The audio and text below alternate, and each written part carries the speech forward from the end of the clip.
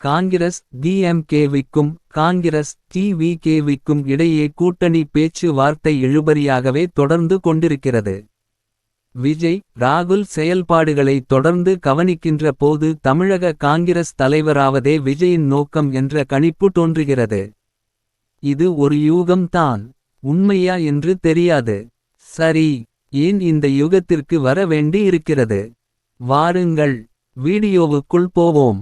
நான் உங்கள் விடியல் குகன். இது எனது மனத்தோன்றல். நாடு சுதந்திரம் அடைந்த பிறகு காங்கிரஸ் தமிழகத்தில் சுமார் 20 ஆண்டுகள் ஆட்சி செய்தது. காமராஜர் அவர்கள் தமிழகத்தில் பெரிய பெரிய உள்கட்டமைப்புகளை செய்து சாதனைமிகு ஆட்சி செய்ததெல்லாம் வரலாறு. ஆனால் பக்தவச்சலம் ஆட்சிக்கு வந்து இந்தி திணிப்பு போராட்டம் எல்லாம் ஏற்பட்ட பிறகு தமிழகத்தின் அரசியல் தலைகீழானது. தி.மு.க ஆட்சியை கைப்பற்றியது. அதன் பிறகு தொடர்ந்து சுமார் 60 ஆண்டுகள் திராவிட பாரம்பரிய ஆட்சிகள் தான் தொடர்கின்றன. இடையில் மூப்பனார் காங்கிரஸை ஆட்சிக்கு கொண்டு வருவதற்கு எவ்வளவோ முட்டுக் கொடுக்கும் வேலையை செய்தும் பருப்பு வேகவில்லை. பிறகு அவரே காங்கிரஸில் இருந்து விலகி தமிழ் மாநில காங்கிரஸ் கண்டு கலைத்து தனித்து போனது தனிக்கதை. ஒன்றியத்தில் காங்கிரஸ் ஆட்சியை இழந்தது, மீண்டும் வந்தது, மீண்டும் இழந்தது.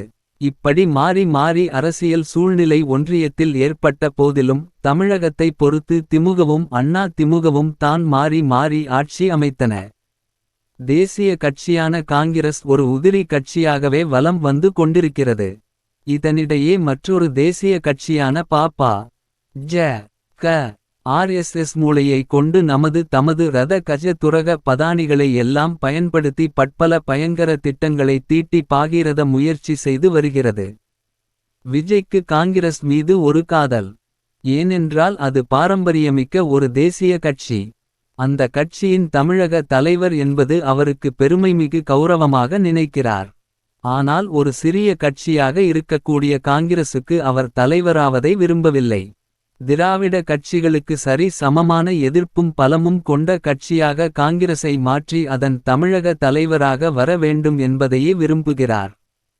அதற்கு தனக்கு சினிமா கவர்ச்சியின் மூலம் மக்களிடையே குறிப்பாக இளைஞர் பெண்களிடையே உருவாகியுள்ள ஈர்ப்பை தனது பலமாக்கிக் கொண்டு அதன் பிறகு காங்கிரசுடன் இணைந்தால் தனக்கும் காங்கிரசுக்கும் ஒரு சேர பலம் கூடும் என்று நினைக்கின்றார். இம்முறை காங்கிரஸ் உடன் கூட்டணி அமைத்து ஆட்சியை பிடித்தாலும் பிடிக்காவிட்டாலும் சிறிது காலத்திற்குப் பிறகு விஜய் காங்கிரஸில் தனது கட்சியை இணைத்து அதன் தமிழக தலைவராகி விடுவார். அடுத்த நாடாளுமன்ற தேர்தலுக்குள் பாஜகவிற்கு எதிர்ப்பலை கூடிக் கொண்டிருப்பதால் ஒன்றியத்தில் காங்கிரஸ் ஆட்சி அமைக்கக்கூடிய சூழல் வரும் என்று விஜய் எதிர்பார்க்கின்றார். அப்படி ஏற்பட்டால் 2031 இல் உறுதியாக தமிழகத்தில் விஜயின் சக்தி மிக்க ஆட்சி ஏற்படும். 2026 இல் விஜய் ஆட்சியை கைப்பற்றும் சூழல் உள்ளதாக தோன்றவில்லை. ஒருவேளை 2026 இல் திமுக ஆட்சி அமைக்காமல் அதிமுக பாஜக ஆட்சி அமைக்கும் சூழல் ஏற்பட்டால் 2031 இல் திமுகவுடன் சம பங்காளியாக கூட்டணி அமைத்து ஆட்சியை கைப்பற்றவும் கூட்டணி ஆட்சி ஏற்படவும் வாய்ப்பு ஏற்படலாம். எப்படியும் 2031 இல் ஆட்சியை கைப்பற்றி விட வேண்டும் என்பது விஜயின் திட்டமாகும். எது எப்படி இருப்பினும் இன்னும் 5 ஆண்டுகளில் தமிழகத்தில் தேசிய கட்சி ஆட்சியும் கூட்டணி ஆட்சியும் ஏற்படுவதற்கான வாய்ப்பு உருவாகலாம்.